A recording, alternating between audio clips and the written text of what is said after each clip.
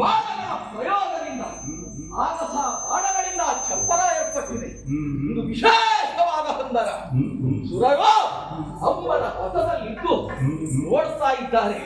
ಕರ್ಣನು ಅರ್ಜುನನು ಈ ಬೆರಗುತನ ಈ ಯಾಕೆ ಏನಾಗ್ತದೆ ಮುಂದೆ ಪ್ರಕರಣ. ಈ ಕರ್ಣನ ಅರ್ಜುನನು ಎನ್ನುವಲ್ಲಿಯೂ ಒಂದು ಪ್ರಶ್ನೆ ಉಂಟು ಆ ದೇವತೆಗಳಿಗೆ. ಕರ್ಣ ಹೀಗೆ ಮಾಡಿದ್ದಾರೆ ಸಾಗರೆ, ಅರ್ಜುನ ಹಾಗಲ್ಲ, ಅವ ನಮಗೆ ಸಂಬಂಧಪಟ್ಟವ ಎನ್ನುವುದೊಂದು ವಿಶೇಷ ವಾತ್ಸಲ್ಯ ಆ ದೇವತೆಗಳಿಗಿದೆ. ಆದ್ದರಿಂದಲೇ ಈ ತೆರನಾಗಿ ಯುದ್ಧವನ್ನು ಏಕದೃಷ್ಟಿಯಿಂದ ಆ ಬಿಡುಗಟ್ಟರು ನೋಡುತ್ತಿದ್ದಾರೆ. ಇರಲಿ, ಯಾರು ನೋಡಿದರೂ ನನಗೆ ನಗಣ್ಯ. ಕರ್ಣನ ಸಾಮರ್ಥ್ಯ ಇಂದು ನಿರ್ಣಾಯಕ ಹಂತಕ್ಕೆ ಬರಲೇಬೇಕು. ಅರ್ಜುನಾಳಿಯಲೇಬೇಕು. ಅವನು ಗ್ರಂಥ ಪ್ರತಿಜ್ಞಾಬದ್ಧನಾಗಿ ಯುದ್ಧಕ್ಷೇತ್ರಕ್ಕೆ ಬಂದವನಲ್ಲವೇ. ಆತನ ಪ್ರತಿಜ್ಞೆಯ ಅಲ್ಲ ಕರ್ಣನ ಮಾತ ಏನಾಗುತ್ತದೆ ಎನ್ನುವುದನ್ನು ನೋಡಬೇಕು. ಅದಕ್ಕಾಗಿಯೇ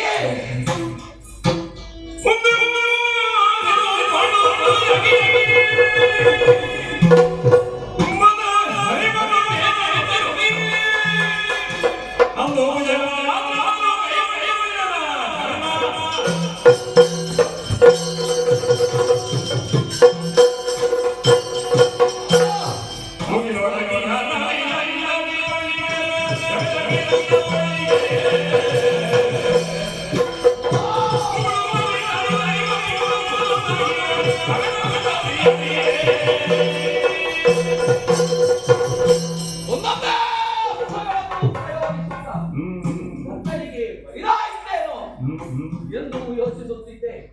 ಆ ಕ್ಷಣದಲ್ಲಿಯೇ ವೀರ ಯೋಧನ ಬತ್ತಳಿಕೆ ಬರಿದಾಗುವುದು ಎನ್ನುವುದು ಇಲ್ಲವಂತೆ. ಒಂದು ತುಂಡು ಅಸ್ತ್ರವಾದರೂ ಬೆಳೆಯುತ್ತದೆ. ಇದು ಯೋಧನ್ಯಾಯ. ಆದ್ದರಿಂದಲೇ ಮೂಡಿಗೆಗೆ ಕೈ ಎತ್ತಿದೆ. ಆವಾಗ ಕಾಣಿಸುತ್ತಾ ಇದ್ದಂತೆ ಸಪ್ತಮುಖಿ ಬಾಣ ಇದು ಅನ್ಯರಿಂದ ಕೊಡಲ್ಪಟ್ಟದ್ದಲ್ಲ. ಆಚಾರ್ಯರಾದಂತಹ ಮಾರ್ಗರಾದರು ನನಗೆ ಅನುಗ್ರಹಿಸಿದಂತಹ ಈ ಶರ, ಈ ದಿವ್ಯ ಶರವನ್ನು ವಿಧ ವಿಧವಾಗಿ ನಾನು ರಚಿಸುತ್ತಿದ್ದೇನೆ. ಇದು ಏಕಾಏಕಿ ನನ್ನ ಕೈಯನ್ನು ಸೇರಿದೆಯಲ್ಲ. ಇದರ ಪರಿಣಾಮ ಏನಾಗಿದೆ ನೋಡಬಾರದೆ. ಸೇನೆಯಲ್ಲೇ ಎಲ್ಲರೂ ತಪ್ಪಿಬ್ಬಾಗಿದ್ದಾರೆ. ಆ ವಿರೋಧಿಗಳಲ್ಲಿ ಬಹಳ ಭಯ ಆವರಿಸಲ್ಪಟ್ಟಿದೆ. ಕೃಷ್ಣ ತಪ್ಪಾಗಿದ್ದವನು ಬೆಳ್ಳಗಾಗಿದ್ದಾನೆ, ಬೆಳ್ಳಗಿದ್ದಂತಹ ಅರ್ಜುನ ಕರ್ರಗಾಗಿದ್ದಾನೆ. ಹಾಗಿದ್ರೆ ಈ ರೀತಿಯಾದ ವ್ಯತ್ಯಾಸ ಯಾಕಾಯಿತು? ಗೋತ್ಕರಿಸುತ್ತಿರುವಂತಹ ಅಸ್ತ್ರವಿದು ಸಜೀವ ಶರವಾಗಿ ಗೋಚರಿಸುತ್ತಾ ಇದೆಯಲ್ಲ. ವಿಷ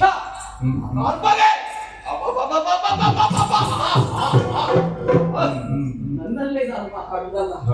ಈ ವಿಶೇಷವಾದ ಶರ ಕೈಗೆ ಸಿಕ್ಕಿದೆಯಲ್ಲ, ನನ್ನ ಅವನ ಕಂಠಕ್ಕೆ ಗುರಿ ಇಟ್ಟು ಒಮ್ಮೆ ಪ್ರಯೋಗ ಮಾಡಬೇಕು ಅಂತ ಆದ್ರೆ ಆ ಗುರಿ ಹೇಗಾಗ್ತದೆ ಅಂತ ನೋಡ್ಬೇಡ ನಾನು.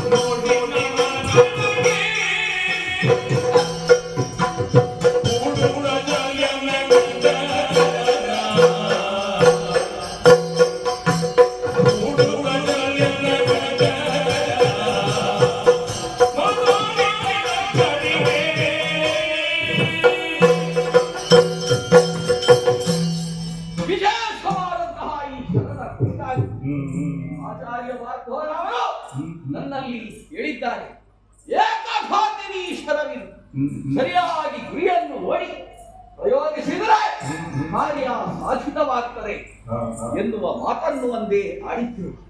ಇದೊಂದು ಯೋಗಾಯೋಗ. ಇಷ್ಟರವರೆಗೆ ನನಗೆ ನನ್ನ ಮೂಡಿಗೆಯಲ್ಲಿದ್ದಂತಹ ಈ ಶರ ಕೈಗೆ ಸಿಕ್ಕಿದ್ದೇ ಇಲ್ಲ. ಇವತ್ತು ನನ್ನ ಕೈಗೆ ಸಿಕ್ಕಿದೆ. ಅದಕ್ಕೆ ಕಾರಣ ಏನು? ಶಲ್ಯನ ಸಾರಥ್ಯ ಒಂದು ಕಡೆಯಲ್ಲಿ, ಜೊತೆಗೆ ಯಾವಾಗಲೂ ನನಗಿಂತಹ ಅನುಕೂಲ ಸಿಕ್ಕಿದ್ದಿಲ್ಲ. ಎಲ್ಲಿ ನೋಡಿದ್ರು ಪ್ರತಿಕೂಲವಾದಂತಹ ವಾತಾವರಣ. ಒಂದು ಮೇಲಕ್ಕೆ ಎಳೆಯುವುದು, ಇನ್ನೊಂದು ಕೆಳಕ್ಕೆ ಎಳೆಯುವುದು. ಇವತ್ತು ಹಾಗಲ್ಲ. ಕಾಳ ಮೇಳ ಬಹಳ ಚೆನ್ನಾಗಿದೆ. ಈ ತಾಳಮೇಳದ ಸಮನ್ವಯತೆಯಲ್ಲೇ ಕರ್ಣನ ಪರಾಕ್ರಮ ಈ ವಿಜಯದ ದಿನದಲ್ಲಿ ವಿಜೃಂಭಿಸಬೇಕು.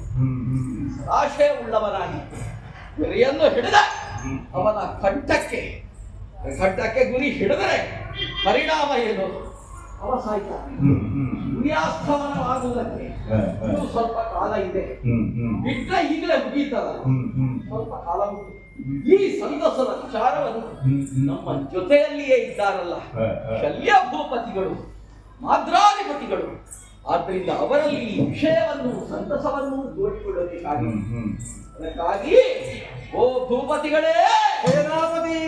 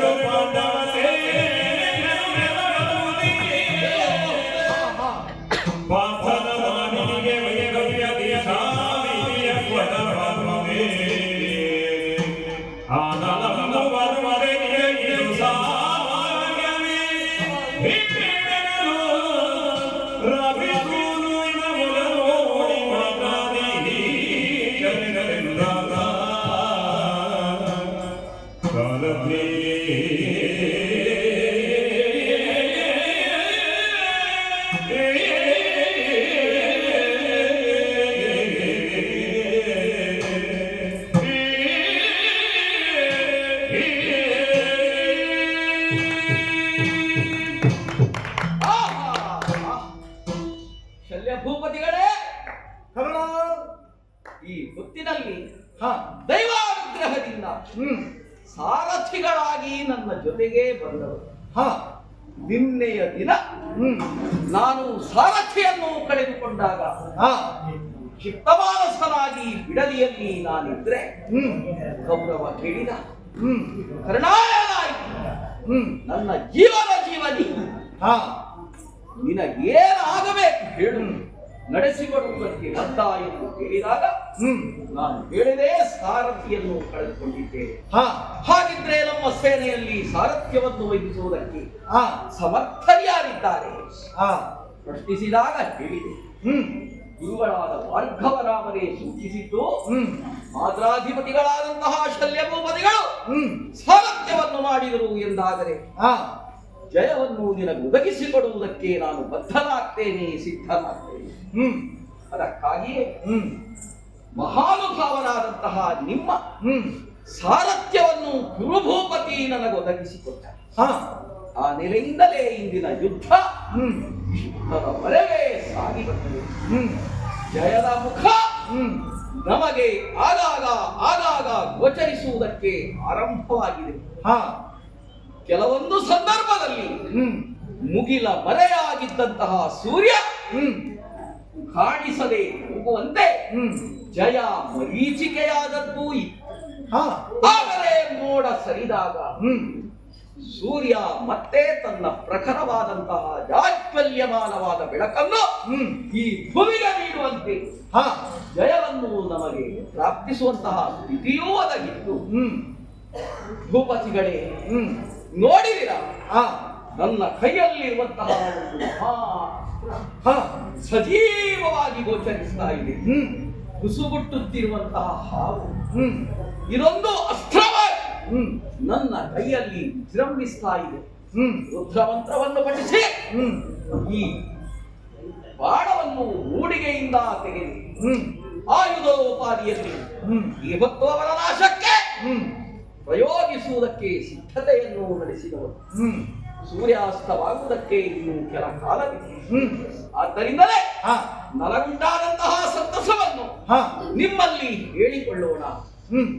ಏನು ಸಾರಥಿ ಈ ಸರಳು ಪಾಂಡವ ಸೇನೆಯನ್ನು ಗೆಲ್ಲಬಹುದೇ? ಗೆಲ್ಲಬಹುದೇ? ಪಾರ್ಥನ ಮಾನಿನಿಗೆ ವೈಧವ್ಯ ದೀಕ್ಷಾ ವಿಧಿಯ ಕೊಡಬಹುದೇ?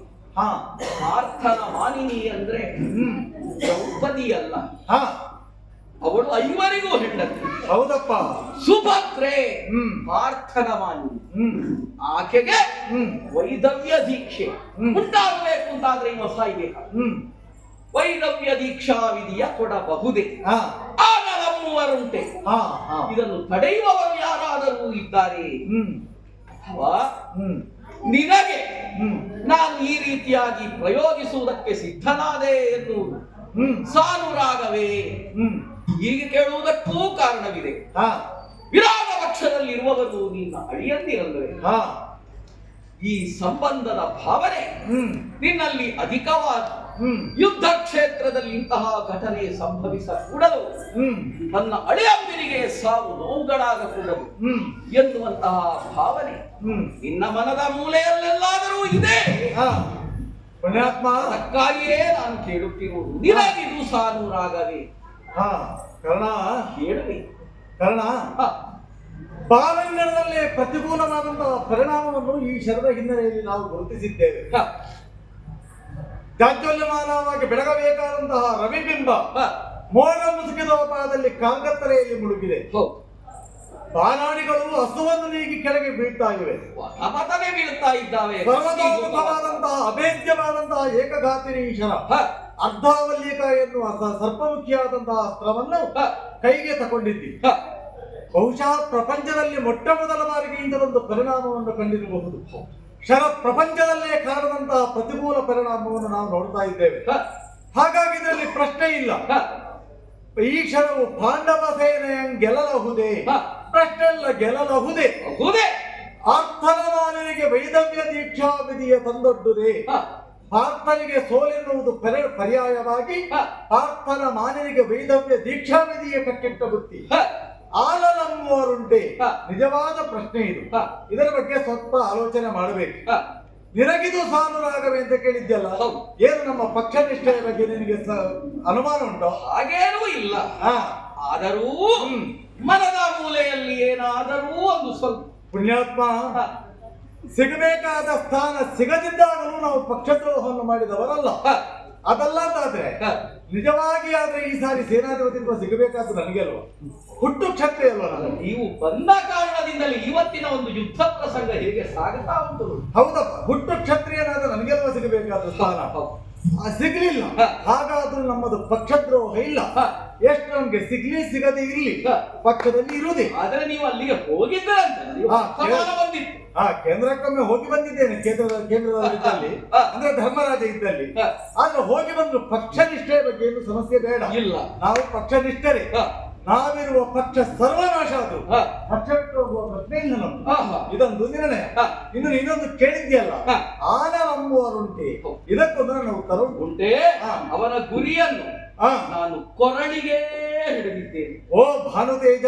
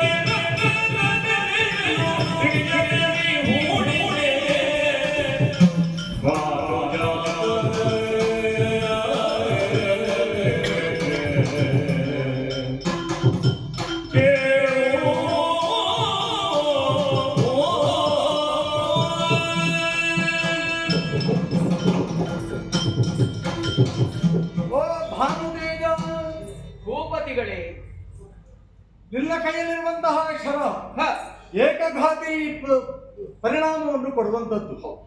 ಏಕಘಾತಿನಿ ಅಂದ್ರೆ ಹ, ಒಂದು ಸಲ ಒಂದಕ್ಕೆ ಲಕ್ಷ್ಯವನ್ನಿಟ್ಟು ಹೊಡೆದ್ರೆ ಹ, ಲಕ್ಷ ಭೇದನವನ್ನು ಹ. ಖಂಡಿತವಾಗಿಯೂ ಮಾಡುವಂತದ್ದು ಎನ್ನುವುದು ಅರ್ಥ. ಆ ಬಾಣದ ಹೆಸರೇ ಅರ್ಧಾವಲ್ಲೀಕ, ಸರ್ಪಮುಖಿಯಾದ ಅಸ್ತ್ರ. ಹ. ಹಾಗಿದ್ರೆ ಏಕಘಾತನೆಯಾದಂತಹ ಶರವನ್ನು ಪ್ರಯೋಗಿಸಿದ್ರೆ ಪರಿಣಾಮ ಆಗ್ತದೋ? ಪರಿಣಾಮವಾಗುತ್ತದೆ. ಆದ್ರೆ ಉದ್ದೇಶದ ಪರಿಣಾಮ ಆಗಬೇಕೋ ಬಿಡು.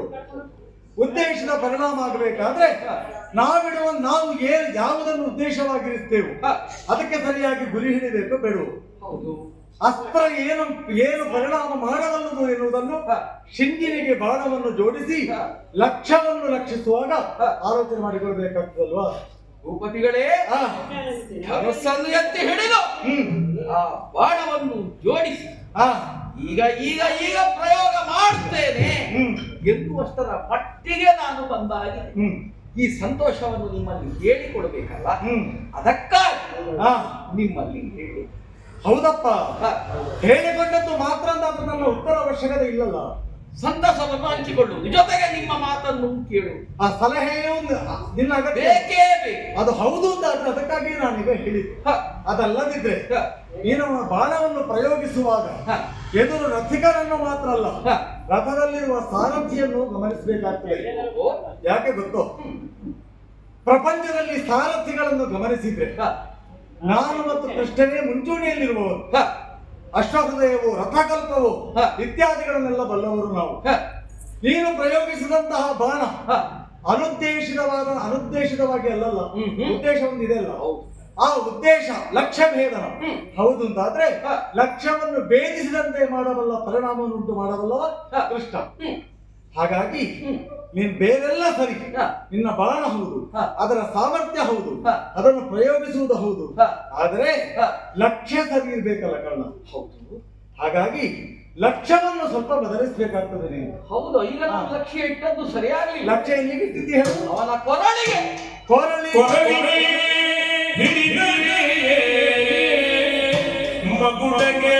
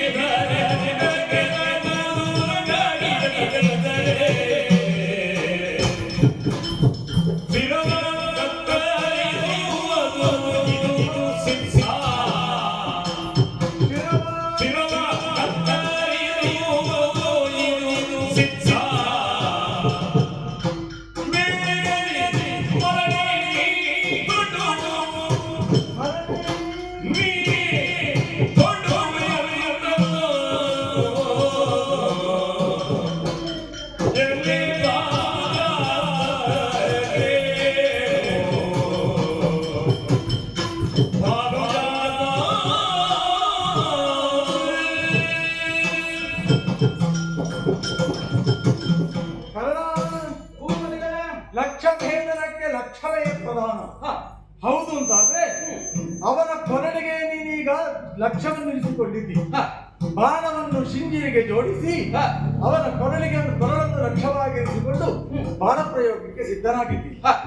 ಈ ಬಾಣವನ್ನು ನೀನು ಪ್ರಯೋಗಿಸಿದ್ರೆ ಏನಾಗ್ತದೆ ಗೊತ್ತಾ? ಏನಾಗ್ತದೆ? ಒಂದಷ್ಟಂಗುಲ ರಥವನ್ನು ಕೆಳಗಿಳಿಸಬಲ್ಲವ ಶ್ರೀಕೃಷ್ಣ ಎದುರಲ್ಲಿರುವಂತಹ ರಥಿಕ.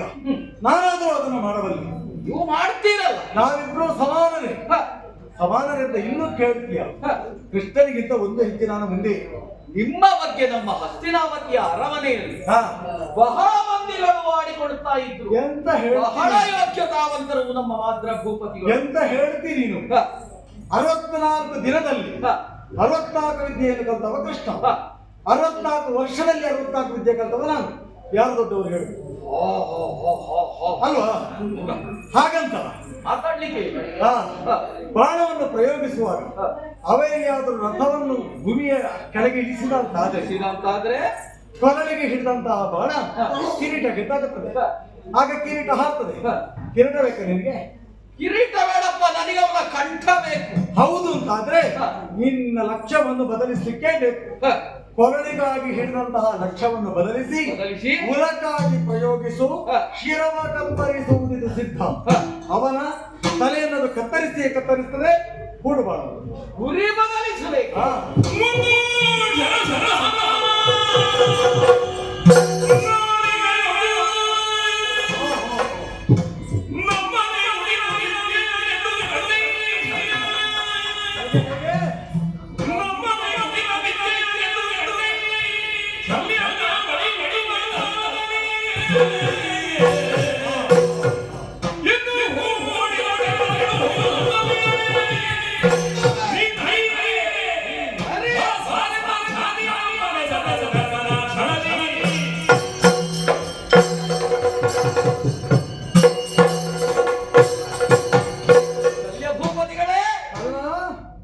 ನಿಮ್ಮ ಮಾತುಗಳನ್ನು ಕೇಳುತ್ತಾ ಆನಂದಿತರಾಗಿ ಯುದ್ಧೋತ್ಸಾಹ ನನ್ನಲ್ಲಿ ಅಧಿಕವಾಗುವಂತೆ.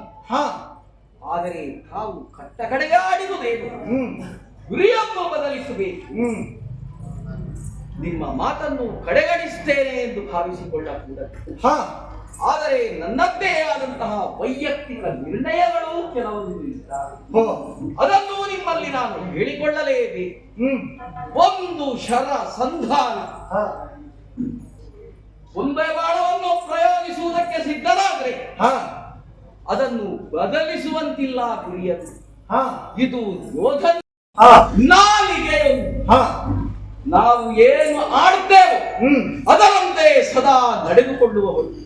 ಕಾಯೇ ನವಾಚ ಮನಸ ಯಾವತ್ತೂ ತಪ್ಪಿ ನಡೆಯುವುದಿಲ್ಲ. ಎಮ್ಮಳು ಕುಟಿಲ ವಿದ್ಯೆಯ ಇಂದು ಕಂಡೆ ಈಶಲ್ಯ. ಇಂದು ಬೆಳಗ್ಗಿನಿಂದ ಎಲ್ಲಿಯಾದರೂ ಕುಟಿಲ ವಿದ್ಯೆಯನ್ನು ನೀನು ಕಂಡೆಯ? ಕುಟಿಲ ಬಲವನ್ನು ನಿನ್ನೆ ಮಾಡಿ ಇವತ್ತು ನಮ್ಮಲ್ಲಿ ಕುಟಿಲತನ ಇಲ್ಲ, ನಾವು ಕೌಟಿಲ್ಯರಲ್ಲ ಅಂತ ನೀನು ಹೇಳಿದ್ರೆ ನಿನ್ನೆಯ ಕುಟಿಲತನಕ್ಕೆ ಅರ್ಥ ಏನು ಅಂತ ಪ್ರಶ್ನೆ ಬರ್ತದೆ. ಭೂಪತಿಗಳೇ, ನಿನ್ನೆ ಸೂರ್ಯಾಸ್ತಕ್ಕೆ ಎಲ್ಲವೂ ಮುಗಿದು ಹೋಗಿದೆ. ಇಂದಿನ ಸೂರ್ಯೋದಯದಿಂದ ಇನ್ನೂ ಸೂರ್ಯಾಸ್ತ ಆಗುವುದರ ಒಳಗೆ ನಾವು ವಿದ್ಯೆಯನ್ನು ತೋರ್ಪಡಿಸುವುದಕ್ಕಿಲ್ಲ. ಹಾಗಿದ್ರೆ ಇನ್ನೊಂದಿದೆ. ಅದು ಹೇಗಾಯ್ತು ಗೊತ್ತಾ? ಯೋಧನ್ಯಾಯದಲ್ಲಿ ಕೆಲವೊಮ್ಮೆ ಸಾಂದರ್ಭಿಕ, ಆ ಬಳಿಕ ವೈಯಕ್ತಿಕವಾದ ನಿಲುವು, ವಿರೋಧ ಪಕ್ಷದವರ ನಡೆ ಇವುಗಳನ್ನೆಲ್ಲ ಗಮನಿಸಿಕೊಂಡೆ ಯುದ್ಧವನ್ನು ನಡೆಸುವುದು ಯುದ್ಧರಂಗದ ಪ್ರಕ್ರಿಯೆ. ನಾವಡಿಯಿಡುವ ಧರ್ಮದಲ್ಲಿ ಕುಂದಾಗ ಕೂಡಲು ಎನ್ನುವ ನಿಲುವನ್ನು ನಾನು ಕಂಡಿದವನು. ಆದ್ದರಿಂದ ನಿಮ್ಮ ಮಾತನ್ನು ಕಡೆಗಣಿಸುವುದಲ್ಲ, ನನ್ನ ವೈಯಕ್ತಿಕವಾದ ನಿಲುವೆಯನ್ನು ಸ್ಥಾಪಿಸುವುದಕ್ಕಾಗಿ ಗುರಿ ಇಟ್ಟಂತಹ ಬಾಣ ಈ ಕ್ಷಣದಲ್ಲಿ ಪ್ರಯೋಗಿಸುತ್ತೇನೆ.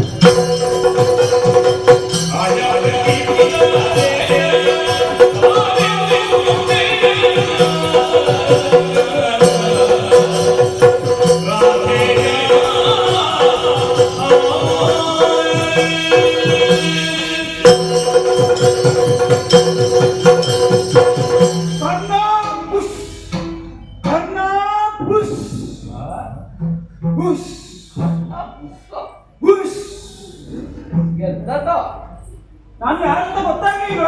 ಇಲ್ಲ, ನೀನು ಆಗ ಪ್ರಯೋಗ ಮಾಡಿದ್ದು. ನಾನು ಪ್ರಯೋಗ ಮಾಡಿದ್ದು. ಈಗ ಪ್ರಯೋಗ ಆಗಿದೆ. ಪ್ರಯೋಗ ಮಾಡಿದಷ್ಟೇ ಅಲ್ವ ನನ್ನ? ಹೌದು. ಇನ್ನೊಂದು ಪ್ರಯೋಗ ಮಾಡಿ. ಹೌದು, ಗೊತ್ತಾಗಲಿಲ್ಲ.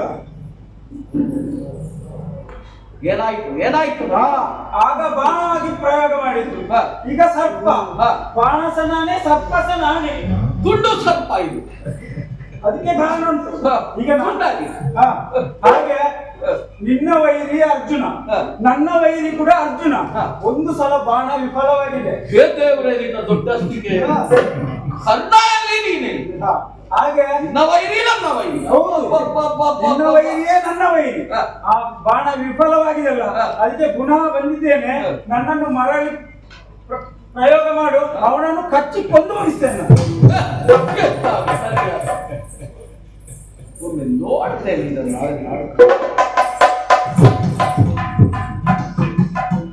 ಯಾರೋ ನಿನ್ನ ಪರಿಚಯ ನನಗಾಗಲಿ. ಪರಿಚಯ ಬೇಕು, ಪರಿಚಯ.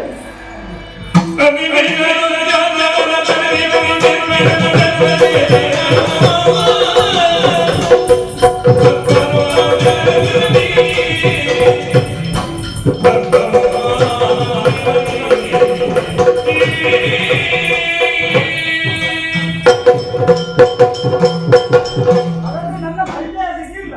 ಇಲ್ಲ, ನಾನು ಸಾಮಾನ್ಯದವಲ್ಲ. ಏನು ನಿನ್ನ ಅಸಾಮಾನ್ಯ ಯೋಗ್ಯತೆ? ನಾನು ಯಾರು? ಯಾರು? ತಕ್ಷಕನ ಮಗ. ನಿನ್ನ ದೇವರ ಮಗ. ಪೂಜೆ ಮಾಡ್ತೀಯಲ್ಲ, ದೇವರ ಮಗ. ತಕ್ಷಕನ ಮಗ ಅಶ್ವಸೇನ. ಆ ತಕ್ಷಕನ ಮಗ ಅಲ್ವಾ ನೀನು? ಹೌದು. ಅಶ್ವಸೇನ. ಹೌದು. ನಾನು ಮತ್ತು ನಮ್ಮ ತಾಯಿ ಕಾಂಡವನ ಅದರಲ್ಲಿ ನೀವು ಪಾತಾಳದಲ್ಲಿ ಅಲ್ವಾ ಇದ್ದರು? ಅದನ್ನು ಪಾತಾಳದಲ್ಲಿದ್ದೆವು. ನಮ್ಮ ತಾಯಿಗೆ ಒಂದು ರೋಗ ಇತ್ತು. ಏನು ರೋಗ? ಬುಸ್ಸು ಬಿಡುವ ರೋಗ.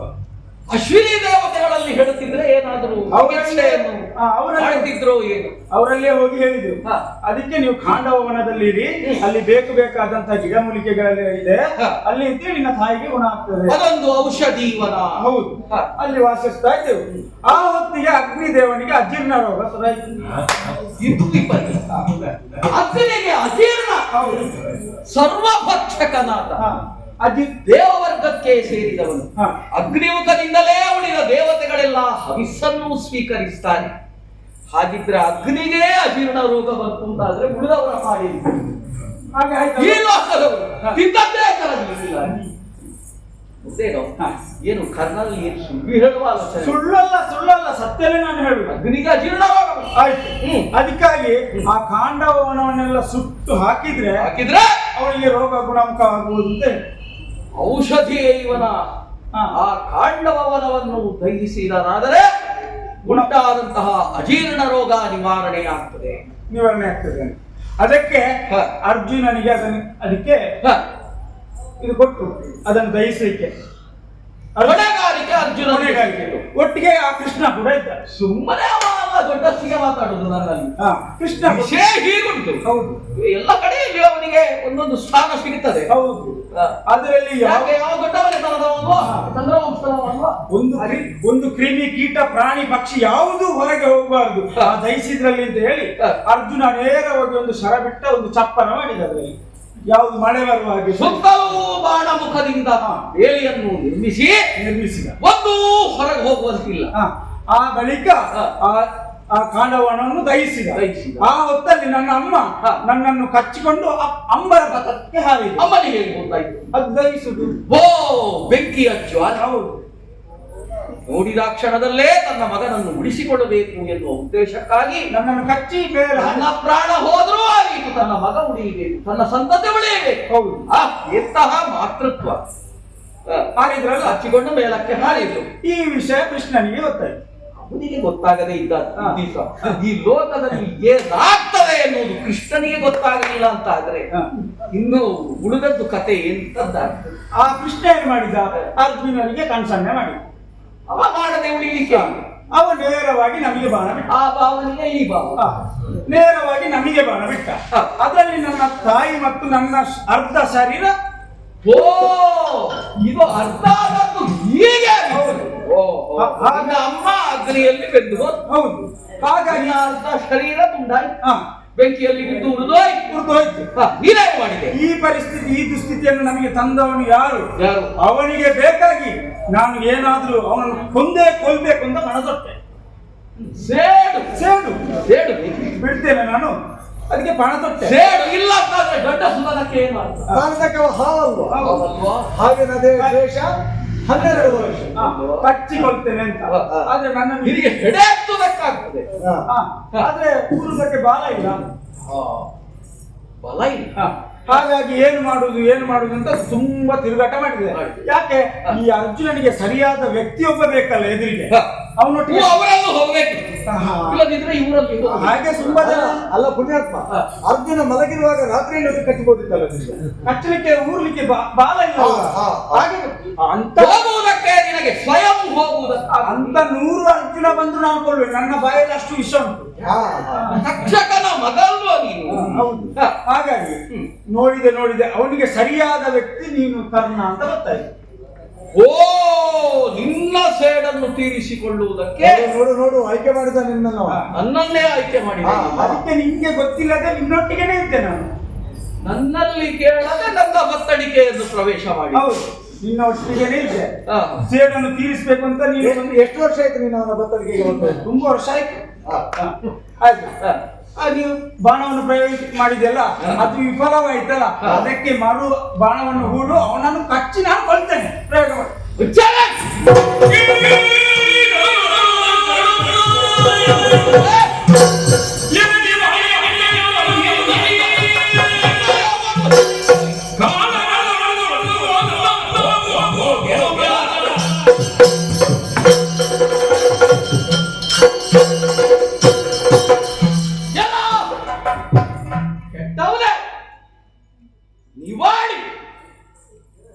ನಿನ್ನ ಅವಲಂಬನ ನನಗೆ ಬೇಕು ಎಂದು ಭಾವಿಸಿಕೊಂಡೆಯ? ಈವರೆಗೆ ಕರ್ಣ ಈ ಲೋಕದಲ್ಲಿ ವಿಜೃಂಭಿಸಿತು ಅನ್ಯರ ಬಲುಹಿನಿಂದ ಅಲ್ಲ, ಸ್ವಯಂ ಬಲದಿಂದ ಏಕಾಏಕಿಯಾಗಿ ವಿಜೃಂಭಿಸಿದ್ದೇನೆ. ನಿನ್ನ ವಿರೋಧಿಯಾದ ಅರ್ಜುನನಿಗಾದರೂ ಹಲವರ ಬೆಂಬಲ ಪ್ರಾಪ್ತಿಯಾಗಿತ್ತು. ಕರ್ಣನಿಗೆ ಹಾಗಲ್ಲ, ಎಲ್ಲರಿಂದಲೂ ತಿರಸ್ಕರಿಸಲ್ಪಟ್ಟವನು, ಕುಲಹೀನ, ತಂದೆ ತಾಯಿಗಳು ಯಾರೆಂದು ಗೊತ್ತಿಲ್ಲ. ಇಂತಹ ಸ್ಥಿತಿಯಲ್ಲಿಯೂ ತಲೆ ಎತ್ತಿ ಬದುಕಿದ್ದೇನೆ.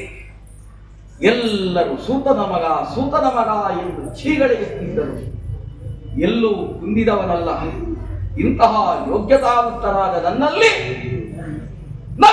ಹೇಳದೆ ಕೇಳದೆ ನನ್ನ ಬತ್ತಳಿಕೆಯನ್ನು ಸೇರಿದ್ದು ಮಾತ್ರವಲ್ಲ, ನನ್ನ ಬಾಣಕ್ಕೆ ನೀರು ಆವಾಹನೆಗೊಂಡು ನನ್ನನ್ನ ಪ್ರಯೋಗಿಸುವಂತೆ ಮಾಡಿ ಈಗ ಕಾರ್ಯ ಸಾಧಿತವಾಗದೇ ಇದ್ದುದಕ್ಕೆ ನನ್ನ ವಿರೋಧಿಯನ್ನು ಒಂದಾಗಿಸಿಕೊಂಡು ಆ ಮೂಲಕವಾಗಿ ಕೊಲ್ಲುವ ಹುನ್ನಾರ. ಕೆಟ್ಟವರೇ, ಅನ್ಯರ ಬಲುಹಿನಿಂದ ಅರಿವಧೆಯನ್ನು ನಾನು ಎಸಗುವವನಲ್ಲ. ಆದ್ದರಿಂದ ಇಲ್ಲಿಂದ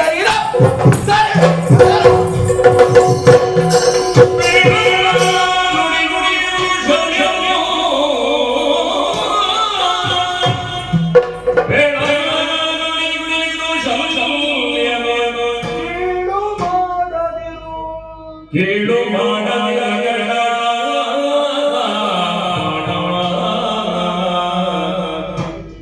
ಕೇಳು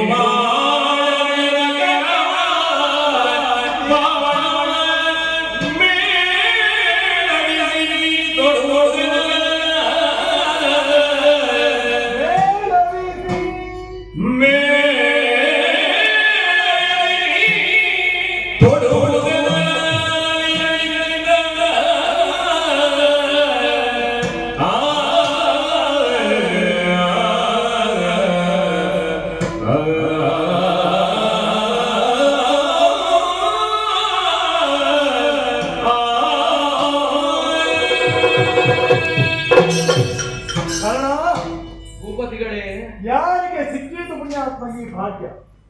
ಏನು ಭಾಗ್ಯ? ತ್ರೇತಾಯುಗದಲ್ಲಿ ಒಂದು ಚರಿತ್ರೆ ಕೇಳಿದ್ದೇವೆ ನಾವು. ಹ, ರಾಮ ಹ, ಅವನ ಬಾಣಗಳೆಲ್ಲ ಸಜೀವ ಬಾಣಗಳಂತೆ. ಹ, ಒಂದು ಲಕ್ಷ್ಯವನ್ನಿಟ್ಟುಕೊಂಡು ಬಾಣವನ್ನು ಪ್ರಯೋಗಿಸಿದ್ರೆ ಹ.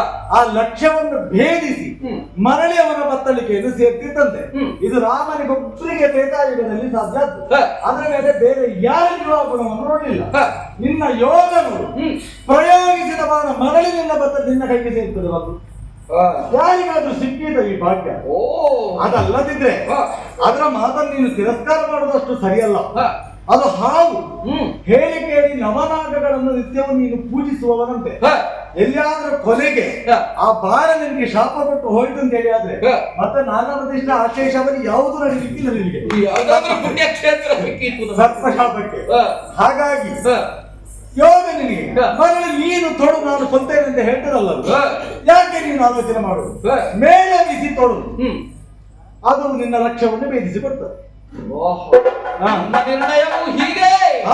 ಭೂಪತಿಗಳೇ,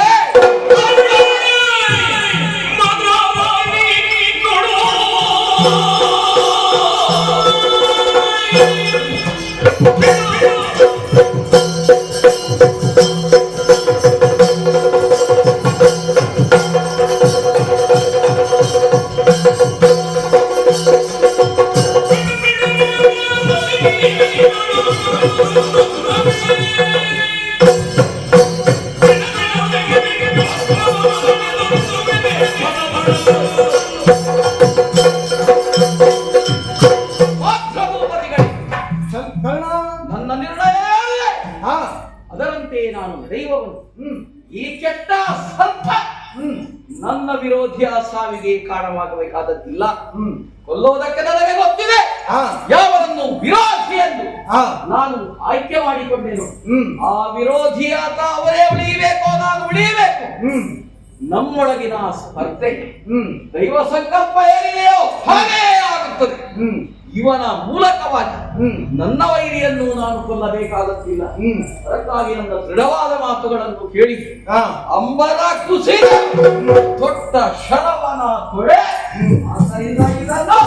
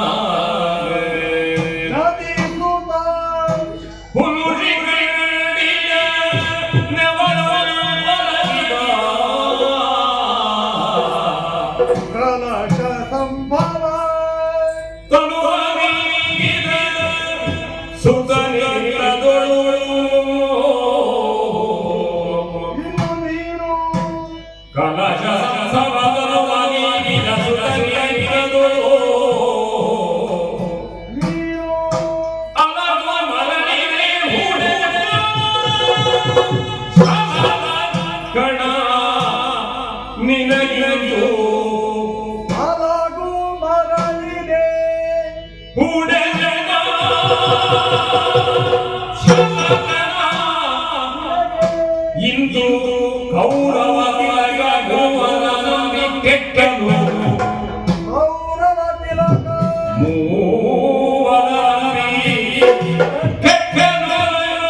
ಕೆಟ್ಟ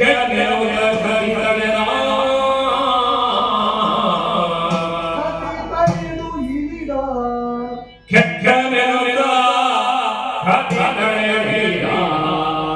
ಆ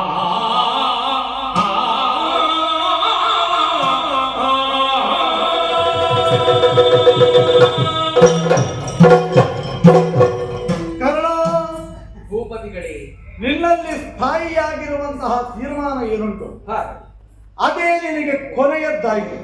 ಹ್ಮ್, ಕೌರವನ ಲಕ್ಷ್ಯಭೇದನ ನಿನಗೆ ಪ್ರಧಾನವಾಗಲಿಲ್ಲ. ಹೌದು ಭೂಪತಿ. ನಿನ್ನ ತೀರ್ಮಾನಗಳೇನುಂಟು ಅದೇ ನಿನಗೆ ಪ್ರಧಾನ ಆಯಿತು. ಹ, ಅಲ್ಲ, ಏನು? 18 ಅಕ್ಷೋಹಿಣಿ ಸೇನೆ, ಹ, ಒಂದೆಡೆಯಲ್ಲಿ 11 ಅಕ್ಷೋಹಿಣಿ, ಹ, ಇನ್ನೊಂದು ಕಡೆಯಲ್ಲಿ 7 ಅಕ್ಷೋಹಿಣಿ. ಹ, ಜನ ಏನು ಕಡಿಮೆ ಇಲ್ಲ, ಬೇಕಾದಷ್ಟುಂಟು. ಎಲ್ಲಿ ನೋಡಿದ್ರು ಬಿಡಾರ ಮತ್ತು ಜನಗಳು. ಹ, ಹಾಗಿದ್ರೆ ಇವರೆಲ್ಲ ಯುದ್ಧಕ್ಕೆ ಬಂದವರ ಅಂತ ಕೇಳಿದ್ರೆ ಹ, ಎಲ್ಲರೂ ಯುದ್ಧಕ್ಕೆ ಬಂದದ್ದಲ್ಲ. ಒಟ್ಟು ಗೌಜಿ ಯುದ್ಧ ತಿನ್ಲಿಕ್ಕೆ ಉಂಟಲ್ಲ ಬೇಕಾದಷ್ಟು, ಅದಕ್ಕೆ ಬಂದವರು. ಹ, ಕೆಲವರು ಮಾತ್ರ ಯುದ್ಧಕ್ಕೆ ಬಂದವರು, ಅದು ಬಿಟ್ಟರೆ ಮತ್ತೆಲ್ಲ ಗೌಜಿ ಗಮ್ಮತ್ತಿಗೆ ಬಂದವರು ಇಲ್ಲಿ. ಹ್ಮ್, ಹಾಗಿದ್ರೆ ಹ್ಮ್, ಕೌರವ ನಂಬಿದ, ಯಾರನ್ನು ನಂಬಿದ? ಹ. ಆಚಾರ್ಯ ಭೀಷ್ಮರನ್ನು, ಹ. ಆಚಾರ್ಯ ದ್ರೋಣರನ್ನು, ನಿನ್ನನ್ನು. ಹ್ಮ್. ಆದ್ರೆ ಪ್ರಯೋಜನ ಆಯ್ತಾ ಪುಣ್ಯಾತ್ಮ? ಅದಲ್ಲದಿದ್ರೆ ನಾನು ಕೇಳುವುದು ನಿನ್ನಲ್ಲಿ, ಏನು? ಶಿಖಂಡಿಯ ಹುಲು ನೇಮದೊಡಗಿದ. ಹ. ಹುಲು ಶಿಖಂಡಿಯ ನೇಮಲ್ಲ, ಶಿಖಂಡಿಷ್ಟ ಮಹಾರಥ. ಹೌದು. ಅವನು ಮಹಾರಥಿ. ಮಹಾರಾಜ. ಹುಲು ಶಿಖಂಡಿಯಿಂದ ಹೇಳ್ತಾರೆ, ಹುಲು ಶಿಖಂಡಿ ಅಲ್ಲ, ಹ. ಶಿಖಂಡಿಯ ಹುಲು ನೇಮ ಹೌದು. ಅಲ್ವಾ? ಸರಿ. ಶಿಖಂಡಿ ಎದುರಿಗೆ ಬಂದ್ರೆ ನಾನು ಯುದ್ಧ ಮಾಡುವುದಿಲ್ಲ, ಹ. ಆಚಾರ್ಯ ಭೀಷ್ಮ. ಅವರ ನಿರ್ಧಾರ. ಆದರೆ 9ನೆಯ ದಿವಸದ ಯುದ್ಧದಲ್ಲಿ ಹ. ವಿದರ್ಮಿನ ಶಾಂತನವ ಶಿಖಂಡಿನ ಹ, ಶಿಖಂಡಿಯ ಬಿಲ್ಲು ಮುಟ್ಟಿದ್ದಾರಂತೆ ಅಜ್ಜಯ್ಯ ಆಚಾರ್ಯ ಭೀಷ್ಮ. 9ನೇ ದಿವಸದಲ್ಲಿ ಶಿಖಂಡಿಯ ಬಿಲ್ಲು ಮುರಿಲಿಕ್ಕೆ ಆಗ್ತದೆ. ಹ. 10ನೇ ದಿವಸ ಶಿಖಂಡಿ ಎದುರು ಬಂದ್ರೆ ಹ. ಭೀಷ್ಮಾಚಾರ್ಯ ಶಸ್ತ್ರತ್ಯಾಗ ಮಾಡ್ತಾರೆ. ಹ. ಹಾಗಿದ್ರೆ 9ನೇ ದಿವಸದ ಹ. ರಾತ್ರಿಯಲ್ಲಿ ನಡೆದ ರಾಜಕೀಯ ಏನು ಹ. ಗೊತ್ತಿಲ್ಲ. ಹ, ಹೇಳಿದ್ರ ಹ, ಒಂದೇ ಒಂದು ಬಾಣ ಆದ್ರೂ ಶಿಖಂಡಿ ಹೊಡೆದಿದ್ದಾನೆ. ಹ. ನೊಂದರೆ ಈ ಪಾರ್ಥನಸ್ತ್ರಗೆ ಹೇಳ್ತಾರೆ ಅಜ್ಜ. ಹೌದು. ಬಾಣ ಪ್ರಯೋಗವಾದ ಮೇಲೆ ಹ್ಮ್. ಶರಮಂಚದಲ್ಲಿ ಮಲಗಿದ ಮೇಲೆ ಹ. ಅಜ್ಜಯ್ಯ ಹಿಡಿದು ಒಂದನ್ನೇ ಹ್ಮ್. ನೊಂದನೆ ಈ ಪಾರ್ಥನಸ್ತ್ರಗೆ ಬಾಣ ಪ್ರಯೋಗ ಮಾಡಿದ್ದೆಲ್ಲ ಅರ್ಜುನ್. ಹ್ಮ್.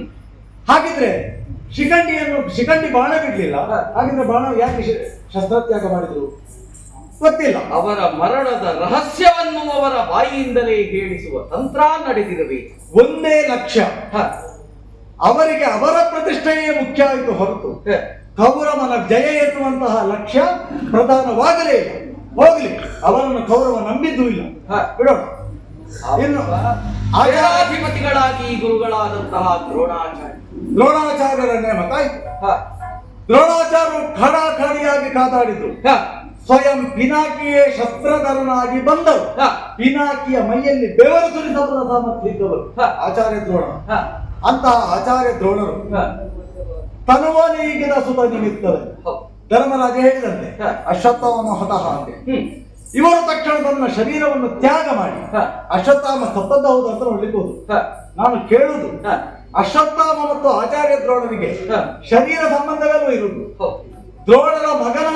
ದ್ರೋಣರ ಶರೀರ ಸಂಭವನಾದ ಕಾರಣವೋ ಮಗ. ಹೌದು. ಈ ಶರೀರವನ್ನು ಬಿಟ್ರೆ ಹ. ಮತ್ತೆ ದ್ರೋಣನಿಗೆ ಅಶ್ವತ್ಥಾಮನಿಗೆ ಇದು ಸಂಬಂಧ ಯಾವ ಸಂಬಂಧವೂ ಇಲ್ಲ. ಶರೀರ ಬಿಟ್ಟರೆ ಇಲ್ಲ. ಇವರು ಶರೀರ ಬಿಟ್ಟು ಅಶ್ವತ್ಥಾಮನನ್ನು ಏನಪ್ಪ ನೋಡಿದ್ರು ಶರೀರವನ್ನು ಬಿಟ್ಟ ಮೇಲೆ ಮರಳಿ ಆ ಶರೀರವನ್ನು ಎಂದು ಸೇರುವುದಕ್ಕೆ ಅಲ್ವಾ? ಲೌಕಿಕವಾದ ಧರ್ಮ. ಬುದ್ಧಿನಲ್ಲಿ ನಿನ್ನಲ್ಲಿ ಕೇಳ್ತೆ, ಹ. ಅಶ್ವತ್ಥಾಮ ಚಿರಂಜೀವಿಯಿಂದ ನಿನಗೆ ಗೊತ್ತಿಲ್ಲ ಇವು ಗೊತ್ತಿದೆ. ಹಾಗಿದ್ರೆ ಅವರಿಗೆ ಗೊತ್ತಿಲ್ವ? ಅಲ್ಲೊಂದು ಮೋಸ ನಡೆಯುತ್ತಲ್ಲ. ಅಲ್ವಾ? ಯಾರು ನಿತ್ಯವೂ ಸತ್ಯವನ್ನು ಹೇಳ್ತಾರೆ, ಹ್ಮ್ ಯಾರು ಧರ್ಮಾತ್ಮರು ಅಂತ ಕರೆಸಿಕೊಳ್ತಾರೆ, ಹ್ಮ್ ಅವರ ಬಾಯಿಯಿಂದ ಹ್ಮ್. ಯಾವುದೋ ಒಂದು ಅಪಸವ್ಯವಾದ ಮಾತು ಬಂತು ಅಂತಾದ್ರೆ ಹ್ಮ್. ನಂಬದೇ ಇದ್ದವರು ನಂಬಿಬಿಡ್ತಾರೆ. ಆದರೆ ಧರ್ಮರಾಜನ ಸತ್ಯವಾಕ್ ಆದಂತಹ ಧರ್ಮರಾಜನ ಮಾತಿಗಿಂತಲೂ ಹ. ಅಶ್ವತ್ಥಾಮರು ಚಿರಂಜೀವಿ ಎನ್ನುವುದು ಹೆಚ್ಚು ಸತ್ಯ ಅಲ್ವ? ಸತ್ಯ. ದೇವತೆಗಳಿಂದ ಘೋಷಿತವಾದದ್ದು. ಹೌದು. ಹಾಗಿದ್ರೆ ಹ. ಶರೀರವನ್ನು ಬಿಟ್ಟು ಹೋಗಿ ಅವನನ್ನು ನೋಡುವ ಅವಶ್ಯಕತೆ ಏನಿತ್ತು ಇವರಿಗೆ? ಏನೂ ಇರಲಿಲ್ಲ. ಕಾರಣ ಒಂದೇ, ಹ. ಅವರಿಗೂ ಅವರ ಲಕ್ಷ್ಯವೇ ಪ್ರಧಾನವಾಯಿತು ಹೊರತು ಹ. ಕೌರವನ ವಿಜಯ ಅಲ್ಲ. ಅದಲ್ಲದಿದ್ರೆ ಹ. ಅವರು ಯುದ್ಧ ಮಾಡಬೇಕಿತ್ತಲ್ಲ, ಇದನ್ನೆಲ್ಲ ಬದಿಗಿಟ್ಟು. ಹ. ಮತ್ತೆ ಅವರು ಹಾಗೆ ಮಾಡಿದ್ರಲ್ಲಿ ತಪ್ಪು ಇಲ್ಲ. ಯಾಕಂದ್ರೆ ಮೊದಲೇ ಕೌರವನಿಗೆ ಹೇಳಿದವರು ಯುದ್ಧ ಬೇಡ ಅಂತ, ಯುದ್ಧ ಬೇಕು ಅಂತ ಹೇಳಿಲ್ಲ. ಹ. ಸಾಲದಕ್ಕೆ ಕೌರವರನ್ನು ನಂಬಿದ್ದು ಇಲ್ಲ. ಹ. ಹೌದು, ದೊಡ್ಡ ವಿಷಯ ಅಲ್ಲ. ಆದರೆ ನಿನ್ನನ್ನು ಹಾಗೆಯೇ ಹೇಳು, ಆಟಕರ್ಣನ ಕೂಡೆ, ಕೂಟಕರ್ಣನ ಕೂಡೆ, ಆಹಾರಕರ್ಣನ ಕೂಡೆ, ವಿಹಾರಕರ್ಣನ ಕೂಡೆ, ಛೇ ಮೈತ್ರಿಗೆ ಇನ್ನೊಂದು ಭಾಷ್ಯವನ್ನು ಬರೆದವ ಕೌರವ ನಿನಗಾಗಿ. ಸತ್ಯ ಹೇಳ್ತೇನೆ ನಿನಗೆ, ನೀನು ಸೂತ ಮಡಿವಂತಿಗೆಯನ್ನು ಆಲೋಚನೆ ಮಾಡಿದ್ರೆ ಗೌರವ ಇರುವ ಮಾನಿನ ಕೆಳಗೆ ಹೋಗ್ಬಾರ್ದು. ಹೌದಾ? ಅಂತಹ ನಿನ್ನನ್ನು ತನ್ನ ಅಂತಃಪುರದವರೆಗೆ ಕರೆಸಿಕೊಂಡ. ನೀನು ಯಾರು? ಯಾವ ರಾಜವಂಶದವ ನೀನು ಭಾರತನೊಟ್ಟಿಗೆ ಯುದ್ಧ ಮಾಡ್ಲಿಕ್ಕೆ ಅಂತ ಕೇಳಿದ್ರೆ ಅಂಗರಾಜ್ಯದ ಪಟ್ಟಾಭಿಷೇಕ ನಿನಗೆ ಯಾರಾದ್ರೂ ಅಪ್ಪನಿಗೆ ಹುಟ್ಟಿದವ ಮಾಡಿ ಅಲ್ಲ. ಯಾವ ಯೋಗ್ಯತೆಯೂ ಇಲ್ಲದಿದ್ದಂತಹ ನನಗೆ ಒಂದು ಯೋಗ್ಯತೆಯೋ ಸ್ಥಾನಮಾನವೋ ಪ್ರಾಪ್ತಿಸಿದುದು ಕುಲದ ಬಗ್ಗೆ. ನಿನ್ನ ಕುಲದ ಬಗ್ಗೆ ದಾತಾರನಾದಂತಹ ಕೌರವೇಶ್ವರ. ನಿನ್ನ ಕುಲದ ಬಗ್ಗೆ ಯಾರಾದರೂ ಪ್ರಶ್ನಿಸಿದ್ರೆ ಕುಲವೆಂಬುದುಂಟೆ, ವೀರವೇ ಕುಲವಲ್ಲದೆ, ಕುಲವೆನ್ನುವುದುಂಟೆ, ಶೌರ್ಯವೇ ಕುಲವಲ್ಲವೇ ಎನ್ನುವ ಹಾಗೆ ನಿನ್ನನ್ನು ಸಮರ್ಥಿಸಿದರು. ಅಂತಹ ಕೌರವ ಇವತ್ತು ದೊಡ್ಡವಾಣವ ಮರಳಿ ತೊಡಲಾರೆ. ಅದೇನು ಯೋಗ ಧರ್ಮ ಅಲ್ಲ, ನಿನ್ನ ಧರ್ಮ ಅಷ್ಟೇ. ನೀನು ಇಟ್ಟುಕೊಂಡದ್ದು ಬಾಣವನ್ನು ನನ್ನನ್ನು ಪ್ರಯೋಗಿಸು ಕೊಲ್ತೇನೆ ಅಂತೇಳಿ ಸರ್ಪ ಹೇಳಿದ್ರೆ ನಿನಗೂ ನಿನ್ನ ಲಕ್ಷ್ಯವೇ ದೊಡ್ಡದಾಗ್ತದೆ. ಕೌರವನ ಜಯದ ಲಕ್ಷ್ಯ ಅಲ್ಲ. ಅದಲ್ಲದಿದ್ರೆ ಇವತ್ತು ಸಾಯಂಕಾಲದ ಒಳಗೆ ನಿನ್ನನ್ನು ಕೊಲ್ತೇನೆ ನಾನೊಂದು ಪ್ರತಿಜ್ಞೆ ಮಾಡಿದ್ದಾನೆ ಅರ್ಜುನ. ನಿನಗೆ ಹೇಳಿದ್ದಾನೆ ಸಾಯದ ನಡೆಗೆ ಈ ಮನೆಗೆ ಎನ್ನುವ ಹಾಗೆ. ಹೌದಾ? ಎರಡನ್ನೂ ಹೇಳಿದ್ದಾನೆ. ಒಂದ ಸಾಯದ ನಡೆಯೇ ಮನೆಗೆ, ಇಲ್ಲದಿದ್ದರೆ ನೀ ಸಾಯದ ನಾ ನಡೆಯೇ ಮನೆಗೆ. ಅವರ ಪ್ರತಿಜ್ಞೆ ಸಾಯಂಕಾಲದೊಳಗೆ ಕೊಲ್ತೇನೆ. ಹೇಗೆ ಅರ್ಜುನನನ್ನು ಗೆಲ್ಲಬಹುದು ಅಂತ ನಿನ್ನ ಆಲೋಚನೆ ಮಾಡಿದ್ದು. ಒಂದು ಕೆಲಸ ಮಾಡೋಣ, ನಾನು ಒಂದು ಮುಖಕ್ಕೆ ಬಟ್ಟೆ ಹಾಕೊಳ್ಳು, ನೀನು ಒಂದು ಮುಖಕ್ಕೆ ಬಟ್ಟೆ ಹಾಕೊಳ್ಳು, ಸಂಚಾರ ಮಾಡುದು. ನಮ್ಮ ಗುರುತ ಸಿಗುದಿಲ್ಲ. ಸಾಯಂಕಾಲದೊಳಗೆ ನಿನ್ನನ್ನು ಕೊಲ್ಲದಿದ್ರೆ ಅವಾಗ ಪ್ರವೇಶ ಮಾಡ್ತಾನೆ. ಮುಗೀತಲ್ಲ ಅರ್ಜುನ ಅವತಾರ. ಹಾಗೆ ಮಾಡುದ ಹೇಗೆ? ಭೂಪತಿಗಳೇ, ನೀವು ತಿಳಿದುಕೊಂಡುದು ಬೇರೆ. ಕೌರವನ ಮೇಲೆ ಅಭಿಮಾನವಿದೆ. ಏಕಾಂಗ ವೀರನಾಗಿ ನಾನೇ ಹೋರಾಟವನ್ನು ಮಾಡಿ ಅನ್ಯರ ಅವಲಂಬನೆ ಇಲ್ಲದೆ ವಿರೋಧಿಯಾದಂತಹ ಅರ್ಜುನನನ್ನು ಮಣಿಸಬೇಕು, ಕೊಲ್ಲಬೇಕು. ಈ ಧೋರಣೆಯನ್ನು ನಾನು ಹೊಂದಿದ್ದೆ. ಆದರೆ ಒಂದು ಶರಸಂಧಾನ, ನಾಲಿಗೆಯೊಂದು, ಇದು ನನ್ನ ಮನದ ಸಂಕಲ್ಪ. ಈ ಸಂಕಲ್ಪವನ್ನು ನಾನು ಉಳಿಸುವುದರ ಜೊತೆಗೆ ಸೂರ್ಯಾಸ್ತಮಾನವಾಗುವುದಕ್ಕೆ ಇನ್ನು ಸ್ವಲ್ಪ ಕಾಲವಿದೆ. ಬಹಳ ಹೊತ್ತೇನು ಈ ಕರ್ಣನಿಗೆ ಬೇಕಾದದ್ದಿಲ್ಲ ಅರ್ಜುನನ ಕಂಠವನ್ನು ಛೇದಿಸುವುದಕ್ಕೆ. ನನ್ನಲ್ಲಿ ಪರಾಕ್ರಮವಿದೆ, ಉತ್ಸಾಹವಿದೆ. ಮೇಲಾಗಿ ಮಾದ್ರಭೂಪತಿಗಳಾದಂತಹ ನಿಮ್ಮ ಸಾರಥ್ಯ ನನಗೆ ಪ್ರಾಪ್ತವಾಗಿದೆ. ನಿಮ್ಮ ಸಾರಥ್ಯದ ಅವಲಂಬನೆ ಇರುವಾಗ ಆ ಅರ್ಜುನ ಯಾವ ಲಕ್ಷ್ಯ? ಪುಣ್ಯಾತ್ಮ, ನಿನ್ನ ರಥಕ್ಕೆ ನಾನು ಸಾರಥಿಯಾಗಿ ಬರುವಾಗಲೇ ನನ್ನ ನಿರ್ಣಯವನ್ನು ಹೇಳಿದವ ನನ್ನ ಮಾತನ್ನು ಕೇಳತಕ್ಕದ್ದು ಎನ್ನುವ ಹಾಗೆ. ಅದು ಮಾತ್ರ ಅಲ್ಲ, ಈಗ ತೊಟ್ಟಬಾಣವನ್ನು ಮರಳಿ ತೊಡಬಾರದು ಅಂತ ಗೌರವ ಹೇಳಿದ್ದಾನೆ ನಿನ್ಗೆ? ಇಲ್ಲ ಅಲ್ವಾ? ಇಲ್ಲ. ಸರ್ಪವನ್ನು ಸರ್ಪ ಅದನ್ನು ಪ್ರಯೋಗ ಮಾಡಬೇಡ ಅಂತ ಹೇಳಿ ಗೌರವ ಹೇಳಿದ್ದಾನೆ ನಿನ್ಗೆ?